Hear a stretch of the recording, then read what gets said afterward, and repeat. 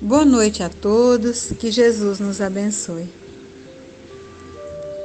A palestra da noite de hoje, ela tem como tema os tipos de almas e seus relacionamentos. O nosso amigo e irmão em Cristo Jorge Larrat vai falar para a gente de uma maneira tranquila, de uma maneira calma, que a gente vai conseguir absorver o que ele vai explicar para a gente. Então, meus irmãos, vamos orar. Senhor Jesus, amigo de todas as horas, de todos os momentos, bons ou ruins, está sempre ali para nos ajudar, para nos auxiliar e para nos intuir sempre as melhores palavras, os melhores sentimentos. Gratidão à nossa casa espírita, Caminho da Luz. Gratidão aos anjos guardiões que guardam aquele templo de oração com tanto amor, com tanto desvelo. Que Jesus, no momento em que estivermos assistindo a palestra, possa abrir o nosso canal da inteligência para que absorvamos tudo que o nosso irmão e amigo em Cristo, Jorge Larrat, vai falar para a gente. Que só o Espírito Santo de Deus possa ficar conosco enquanto assistimos a palestra. As nossas águas, Jesus, estão expostas sobre a mesa. Que o Senhor possa ir fluidificando ela enquanto assistimos a palestra. Nós te convidamos, Jesus. Continue conosco, hoje, agora e sempre. Que assim seja, Jesus, graças a Deus.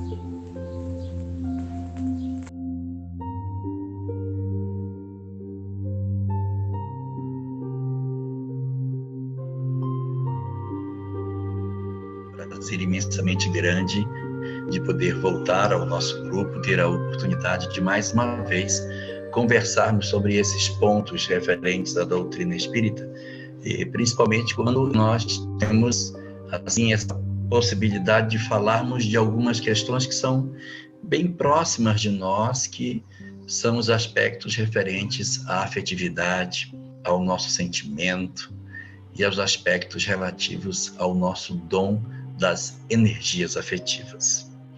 Nesse particular, nós encontramos dentro da literatura espírita uma obra muito interessante, chamada Vida e Sexo, de Emmanuel. É uma obra fininha, despretensiosa em termos de volume, produzida em 1971, através da psicografia de Francisco Cândido Xavier, e o autor espiritual é Emmanuel. E essa obra, apesar de ser assim fininha, ela é tão densa de conteúdo, ela traz tanta informação que até hoje, mesmo já passados 50 anos da publicação dessa obra, que é bem pequena, ainda não apareceu nada que supere a excelência dos conceitos apresentados ali por Emmanuel através de Chico Xavier nas questões relativas ao sentimento humano.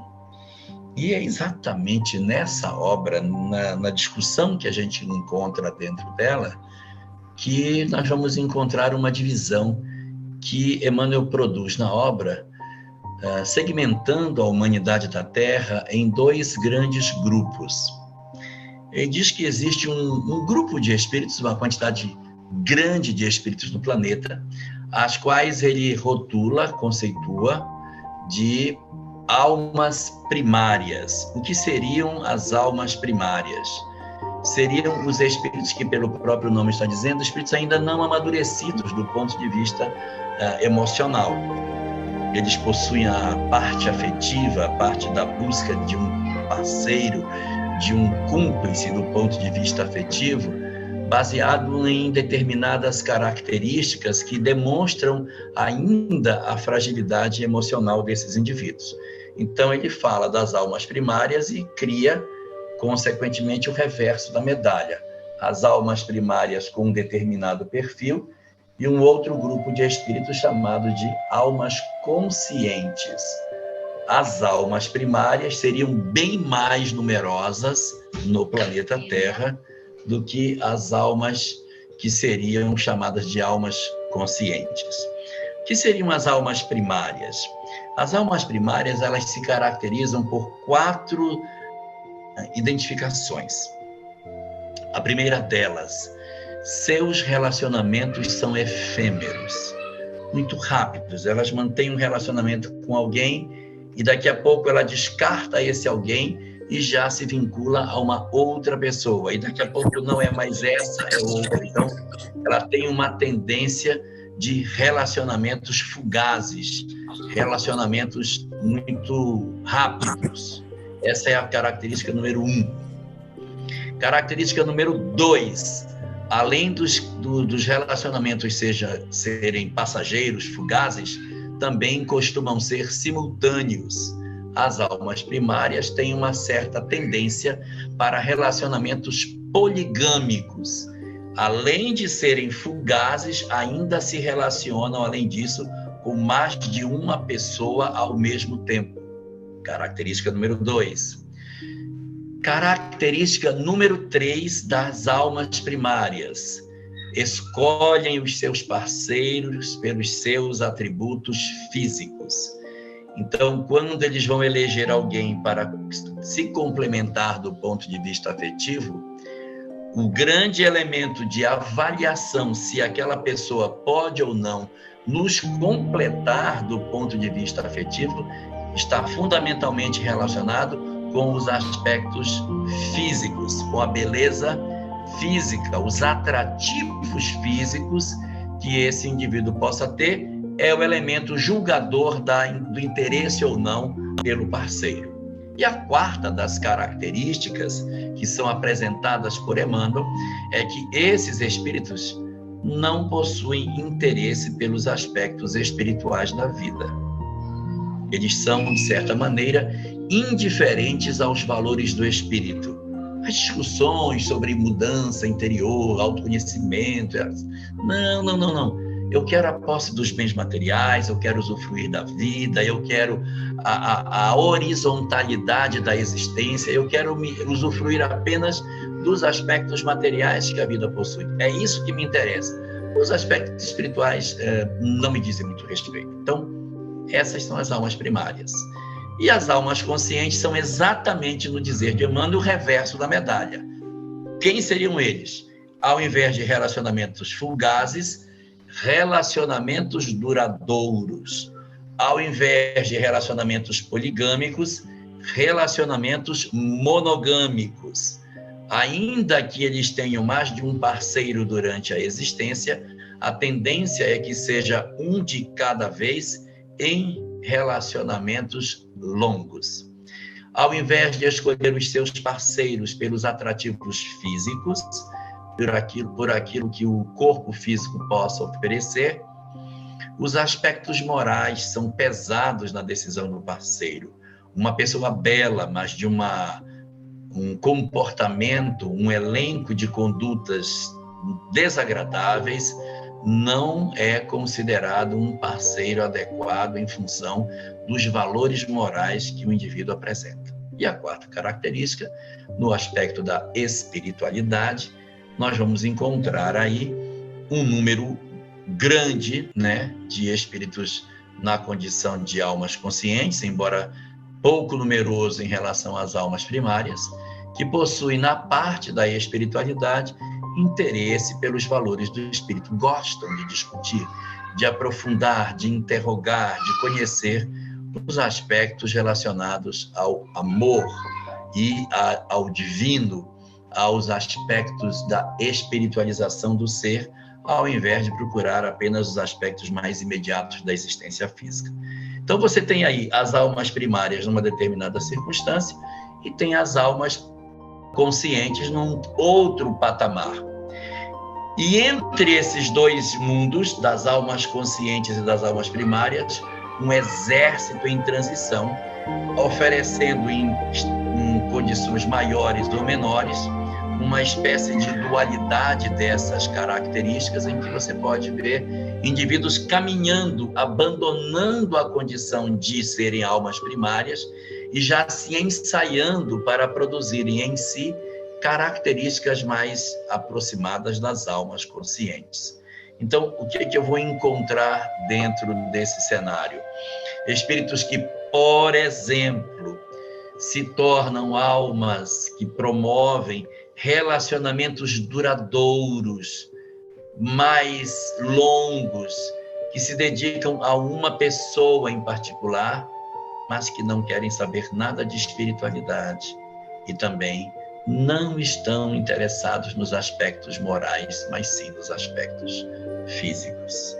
Posso encontrar pessoas que já escolhem os parceiros pelo aspecto moral que eles têm, gostam de pessoas que possuam um desenvolvimento moral, mas fazem relacionamentos poligâmicos.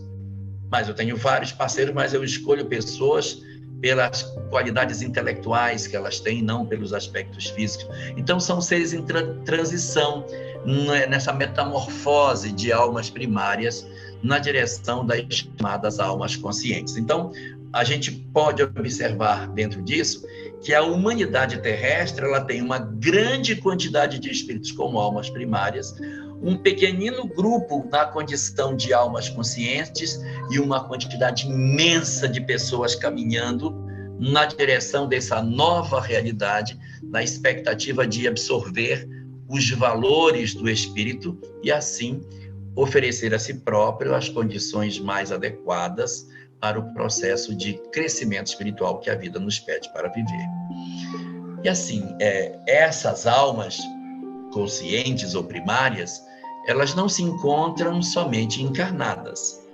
A população da Terra, evidentemente, possui um grande contingente de encarnados, hoje estimado em 8 bilhões de pessoas, e um horizonte bem maior do que esse número de desencarnados. A obra Entender Conversando, também de Emmanuel, na sua pergunta número 5, afirma que a população espiritual da Terra seria de 20 bilhões de espíritos. E há outras obras que falam de 30 bi. Pouco importa se é 20, se é 30, porque se Deus quiser botar 40, ele coloca mais 10 bilhões de espíritos aqui, porque o que mais tem no universo é espírito, em condição de provas e expiações. Então, esse número acaba não sendo o mais importante.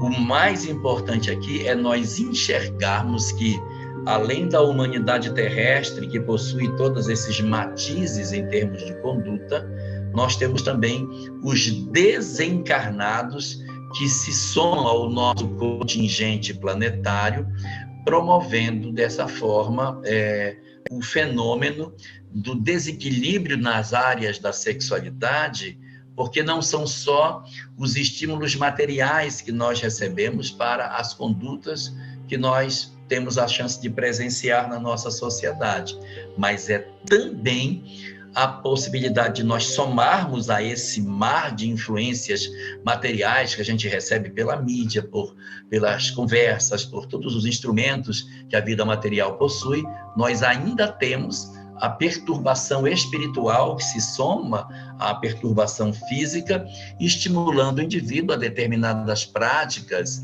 a determinadas posturas do ponto de vista da sexualidade, orientando muitas vezes a nossa sociedade a viver experiências indesejáveis em função dos tormentos que a obsessão pode produzir no nosso mundo, na nossa sociedade terrestre.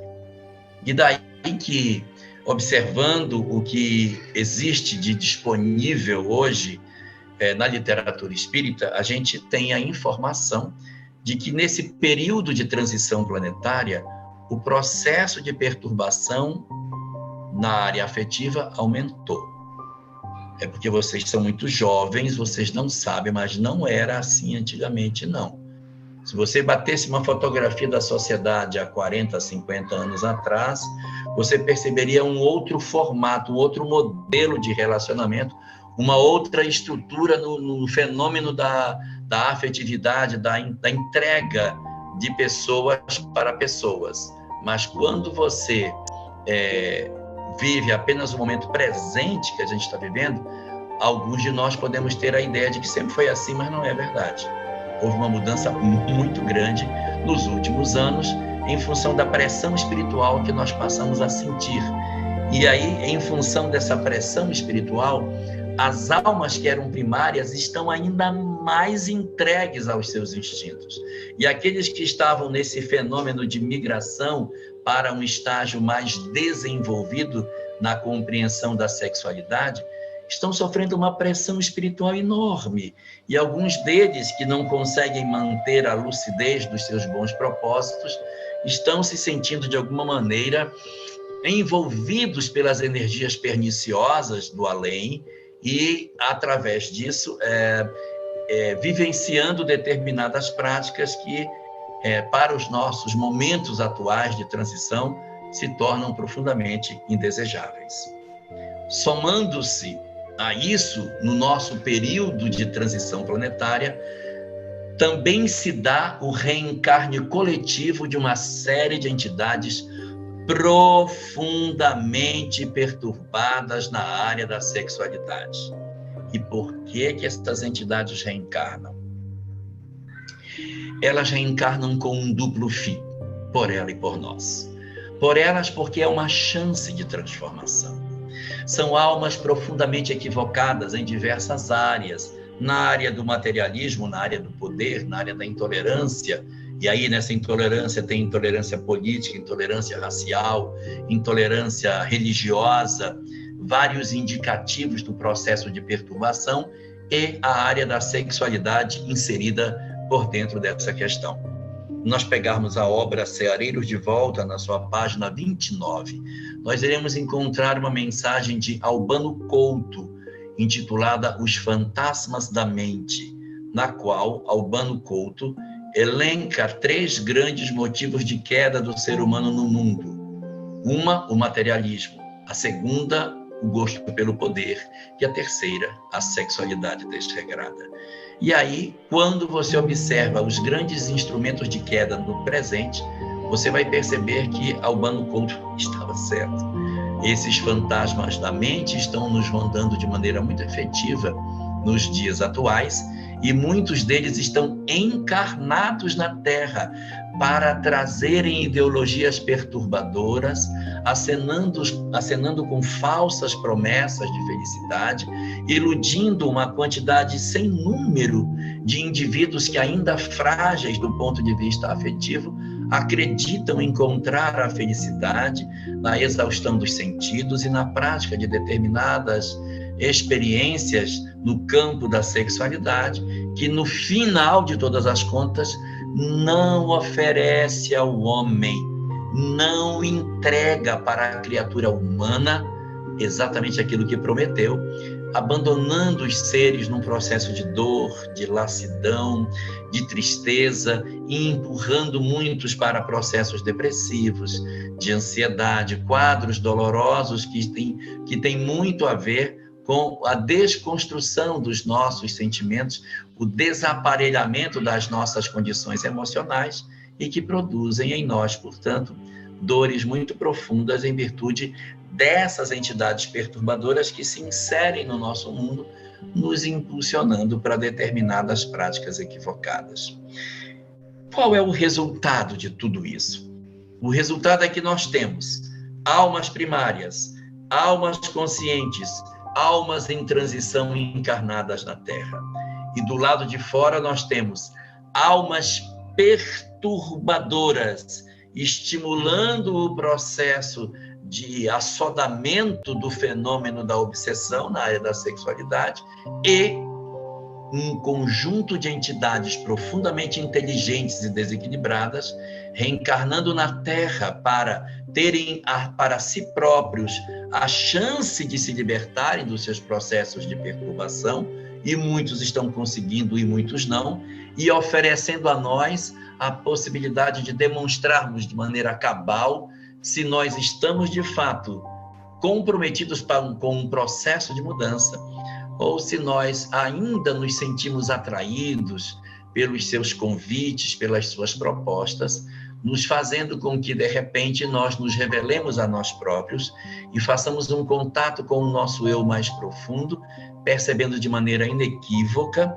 se nós realmente já conseguimos realizar as transformações que dizemos já terem sido efetuadas em nós, ou se os convites perniciosos do mal ainda fazem eco na nossa mente, dificultando o nosso fenômeno de equilíbrio e produzindo nas nossas almas dores desnecessárias em virtude das nossas fragilidades morais. Esses indivíduos, portanto, aparecem nas nossas vidas e produzem em nós muito sofrimento. Diante desse fenômeno e tomando por base a obra Estudando a Mediunidade, de Martins Peralva, no seu capítulo 18, que fala a respeito dos tipos de relacionamento que as almas na Terra realizam diante das suas buscas afetivas, nós conseguimos trazer para uma reflexão mais didática diversos fenômenos da prática que as criaturas humanas exercem na sua sexualidade, orientando as nossas almas a sentir de maneira mais próxima o que significa de fato a realidade que nós vivemos quando retiramos o véu que nos oculta o mundo espiritual para entendermos o que está acontecendo. Neste sentido, portanto, os espíritos nos trazem informações muito preciosas sobre essa dinâmica da vida afetiva. E eles nos dizem o seguinte: as almas que são consideradas almas novas, espíritos que ainda estão se ensaiando para a vida, espíritos recém-saídos da animalidade, espíritos que ainda não possuem uma história consistente e evolutiva, porque trazem poucas encarnações na condição humana, que estão iniciando a construção da intelectualidade e, portanto, ainda pertencentes a comunidades marcadas pelo primitivismo, pela ausência de muitos conhecimentos intelectuais e, portanto, ainda desprovidos de vários saberes que são marcados como sendo da civilização moderna e, portanto, abrigam espíritos muito ingênuos do ponto de vista espiritual. Os relacionamentos que os espíritos promovem nessas comunidades são considerados como sendo relacionamentos surgidos de um fenômeno chamado de relacionamentos acidentais. Assim é rotulado por Martins Peralva no livro Estudando a Mediunidade. O que seriam relacionamentos, compromissos, casamentos do ponto de vista acidental? Casamentos, relacionamentos acidentais são aqueles que não possuem um ascendente espiritual. São espíritos que eles não se conhecem do passado, eles estão se conhecendo agora, é a primeira existência deles juntos, ainda não possuíam laços anteriores, e eles se encontram e, em função da natureza das provas, eles se juntam e iniciam um relacionamento nesse sentido. Portanto, o primeiro tipo de relacionamento que nós podemos elencar nesse grande caleidoscópio formado pelos tipos de espíritos que nós conhecemos, são as almas ingênuas, que nascem exatamente de uma condição ainda muito primária de entendimento e que se vinculam a outras pessoas por um desconhecimento das coisas e não possuem, assim, uma programação amarrada do tipo, você vai obrigatoriamente nascer para casar com essa pessoa. Não, eles estão ainda num processo muito mais provacional do que propriamente expiatório ou missionário. Eles se encontram pela natureza das provas e ensaiam as suas existências e vão começando a criar vínculos, a criar laços, promovendo a partir daí encontros futuros que aí sim se darão em função das histórias pregressas que eles terão. Ou seja, não é necessário que obrigatoriamente você tenha conhecido seu parceiro de outra existência. Porque se fosse sempre do passado, que no passado era do passado, que do passado era do passado, nós não teríamos um início para essa história. Então, esse tipo de entidade costuma se relacionar com indivíduos que são ligados a eles pela natureza das provas e, portanto, seus relacionamentos tendem a ser no modelo chamado modelo acidental. Tirando essas almas iniciantes que não possuem uma formação e um histórico bastante longo no sentido do crescimento, nós vamos encontrar agora as almas velhas, os espíritos experimentados, aqueles que já viveram muito, tiveram várias existências. Se aproveitaram ou não é outra coisa, mas não são almas ingênuas, não são espíritos primários, não são almas que ainda não viveram experiências para terem formado um arcabouço de relações anteriores. Não, já são almas velhas. Já tiveram muitas experiências corporais, já viveram muito intensamente os seus relacionamentos. Mas entre esses que já viveram muito dos seus relacionamentos, nem todos aproveitaram da mesma forma. Então, vamos falar aqui de 5 tipos diferentes de espíritos que existem, que, embora sendo almas antigas, não necessariamente são espíritos que aproveitaram as chances que a vida lhes concedeu. O primeiro tipo são os irresponsáveis. Aqueles que se vinculam, estão com um, estão com o outro, não quer saber, são almas primárias. São bem primárias. Eles se relacionam como eles bem querem, não querem, agora eu quero, agora não quero mais, quero fulano. Como são tipicamente os relacionamentos desses espíritos? Esses não são ingênuos como os outros. Eles já viveram outras vezes, então eles têm, sim, uma tendência de encontrarem com espíritos que já são conhecidos de outras existências. Já há uma tendência grande de que esses espíritos encontrem como parceiros de suas existências almas que conhecem do passado. Então quer dizer que todo mundo que é irresponsável vai sempre casar com alguém que já conheceu? Não estou dizendo isso. Mas há uma tendência de que, por serem já velhos em termos de reencarnação, casem-se preferencialmente com espíritos que se conhecem do passado. Mas existe, ao mesmo tempo, um grande contingente desses espíritos que se relacionam de maneira acidental. São almas antigas, que já possuem muitas existências, mas são tão irresponsáveis que eles casam, descasam, casam de novo, procura alguém, desprocura, em uma semana já está junto, não está mais, está de novo, agora não tô sim, tô não. Então, eles se relacionam de maneira acidental também. E a gente pode dizer que existem 2 tipos de relacionamentos para os irresponsáveis.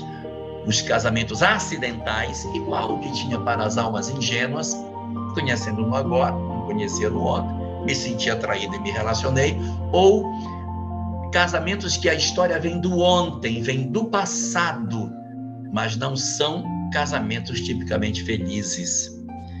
Martins Peralva, quando fala desse reencontro do ontem no hoje para indivíduos que possuem dificuldade de relacionamento, ele intitula esse tipo de relacionamento de casamentos provacionais, porque se gostam, mas não se suportam.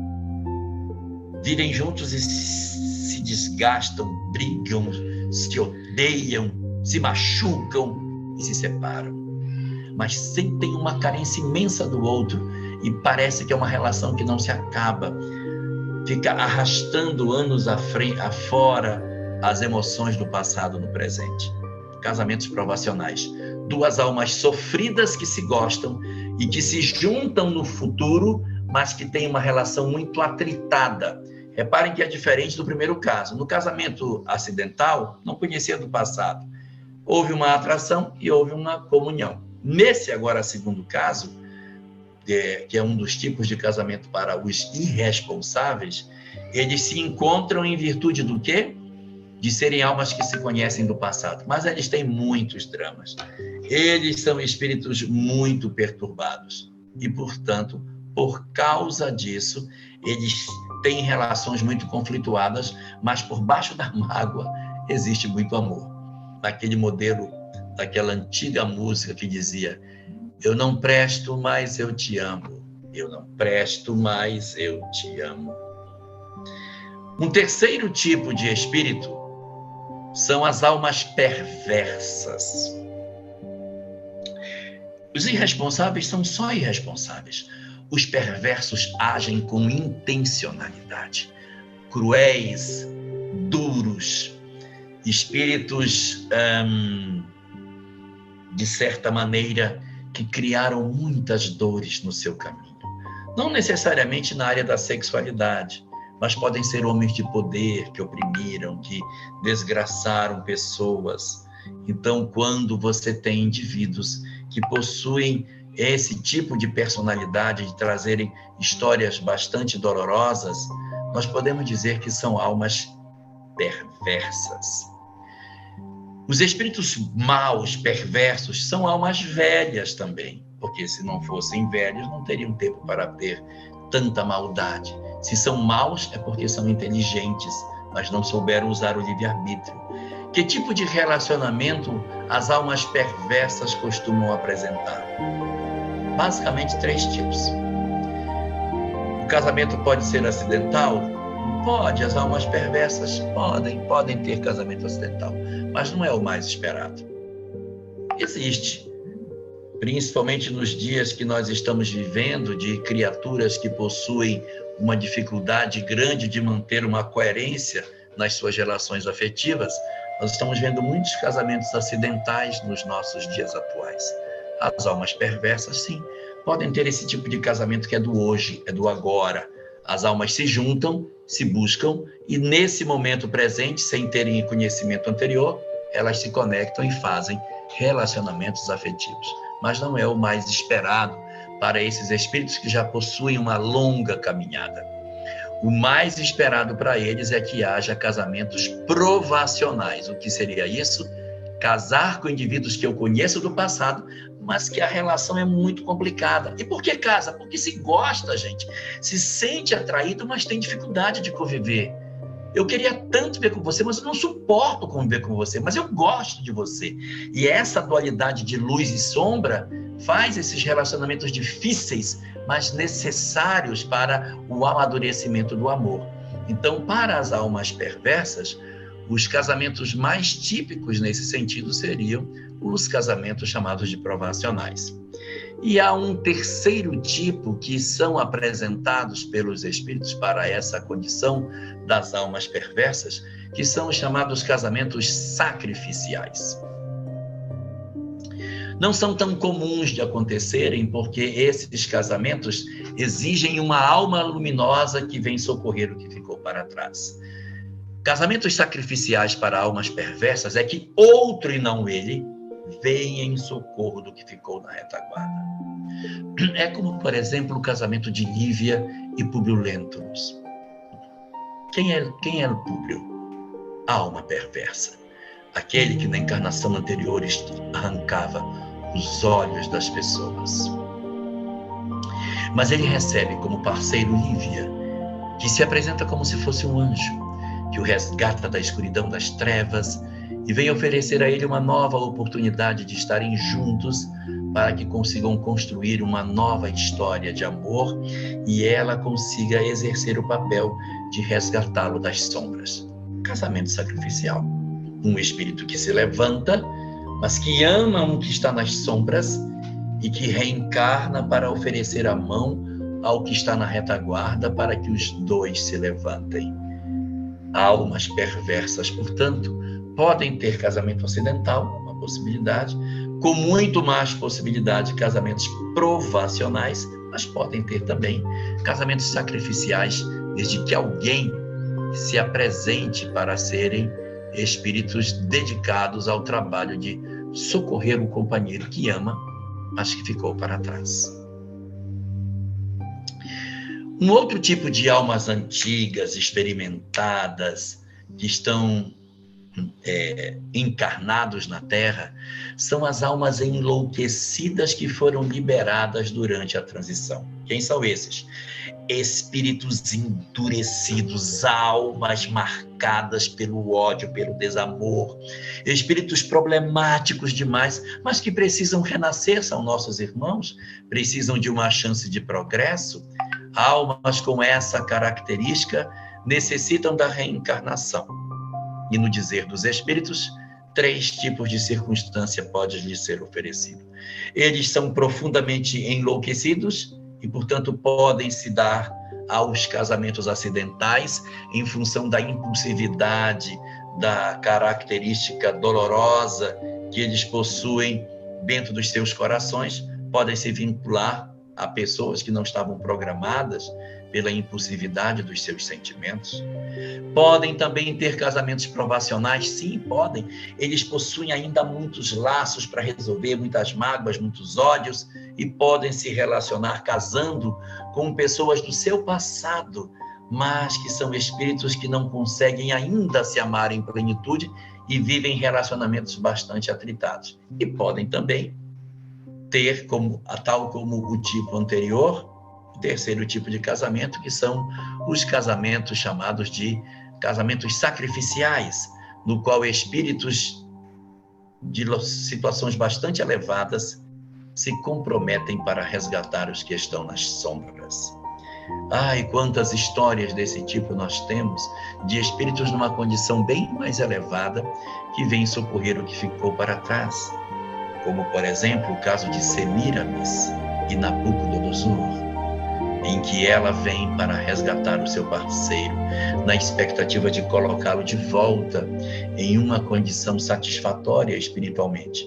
É sempre alguém de mais alto que poderia escolher outra pessoa, mas prefere descer para resgatar aquele que ficou nas trevas, como Alcíone e Carlos, ou Pólux. Esse também é um exemplo de relacionamento sacrificial em que, por amor, um espírito elevado mergulha na carne para resgatar o que ficou na escuridão.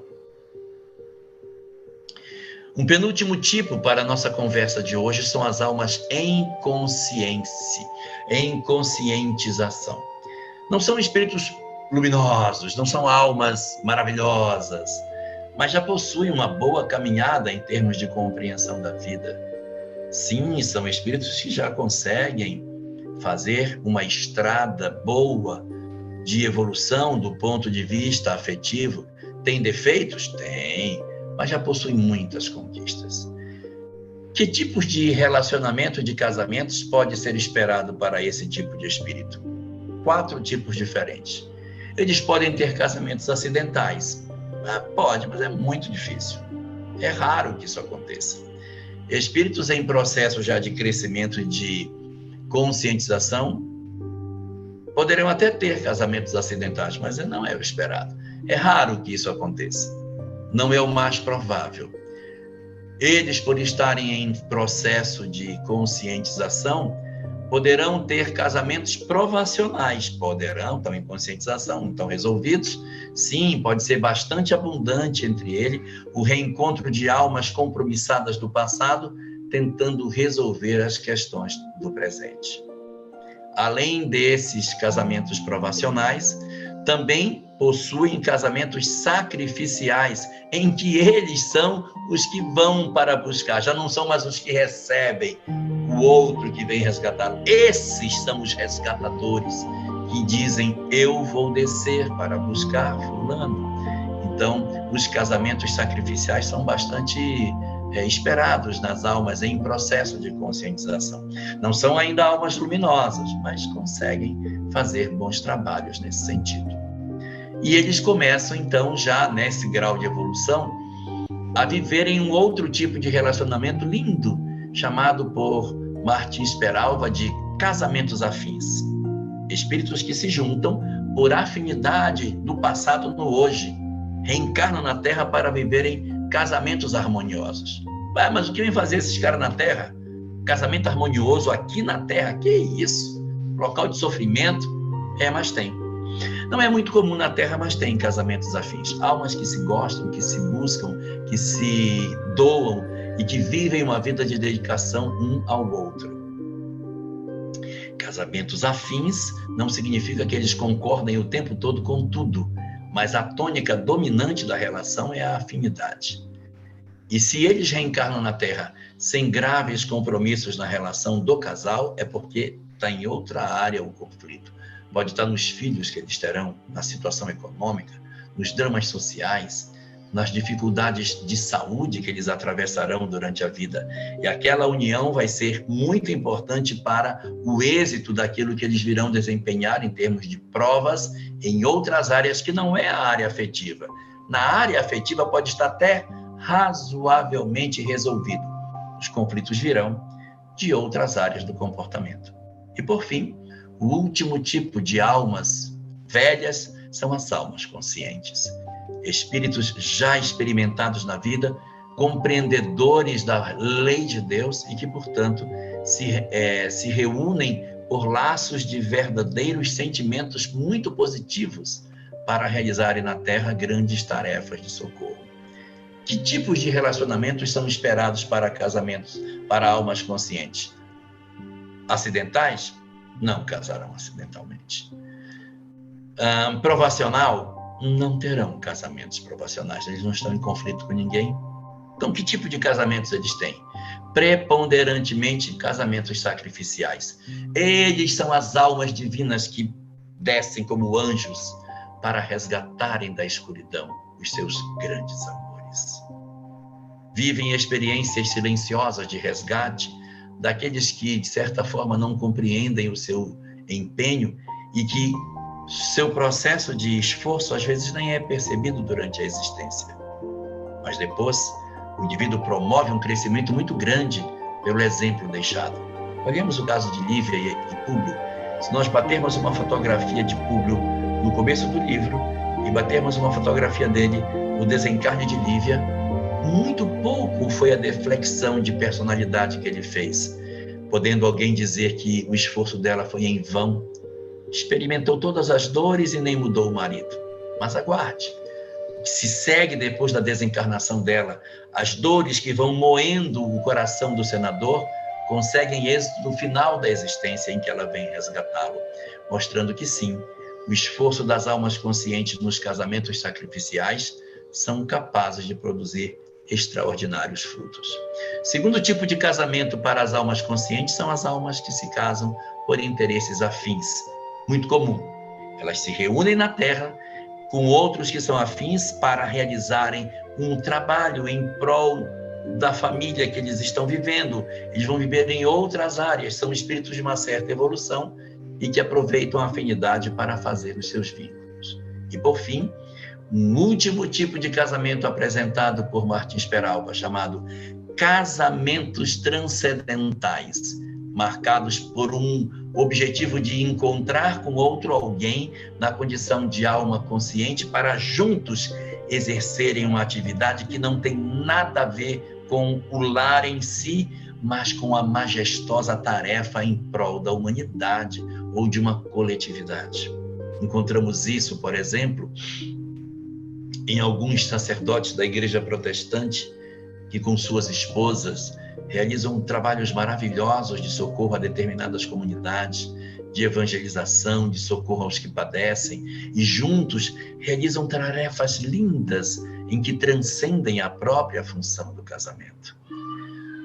Querendo dar 2 exemplos de transcendentes, eu diria Allan Kardec e Amélie Boudet, outro casamento transcendental. Se juntam não por eles, mas pelo ideal maior. E como último caso, José e Maria, que se reúnem para uma tarefa belíssima de oferecer ao Cristo planetário um lar para que ele pudesse nascer entre os homens. Nós temos, portanto, a partir daí, os diversos tipos de almas e seus vários relacionamentos que envolvem as circunstâncias da nossa existência.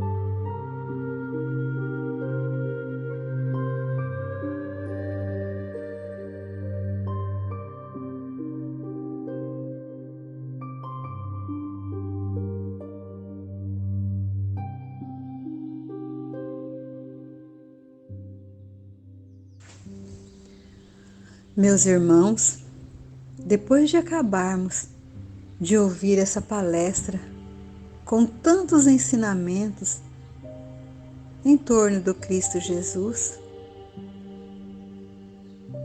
tudo que o nosso amigo e irmão em Cristo Jorge Larra falou para a gente possa ficar como reflexão para a nossa vida. Então, vamos ao passe. Senhor Jesus, nesse momento, Pai, onde estamos todos unidos em um só pensamento e um só sentimento, e vivendo as energias emanadas pela palestra e pelos ensinamentos do nosso amigo e irmão Jorge Larra. Senhor Jesus, nesse momento, Pai, onde o Senhor estende sobre nós os seus braços amorosos, as suas mãos, Jesus, estão postas sobre as nossas cabeças e delas, Jesus, vão sair fluidos benéficos de cura, de refazimento, de paz e de melhora espiritual. Senhor Jesus, na hora que esses fluidos foram descendo sobre nós, sobre as nossas cabeças, sobre o nosso ombro e sobre o nosso corpo, eles vão cair como uma chuva fininha, leve, onde vamos sentir só o refazimento, a melhora, a sensação de cura, a sensação de bem-estar. Sabe, Jesus, o Senhor é Pai amoroso e bom. Só o Senhor sabe onde dói em cada um de nós. Por isso que essas energias, que esses fluidos vitais, quando eles forem caindo sobre nós, a gente já sabe, Jesus, que eles irão para os lugarzinhos certinho. Senhor Jesus, Pai amoroso, nesse momento, Jesus, estamos todos no aconchego dos nossos lares.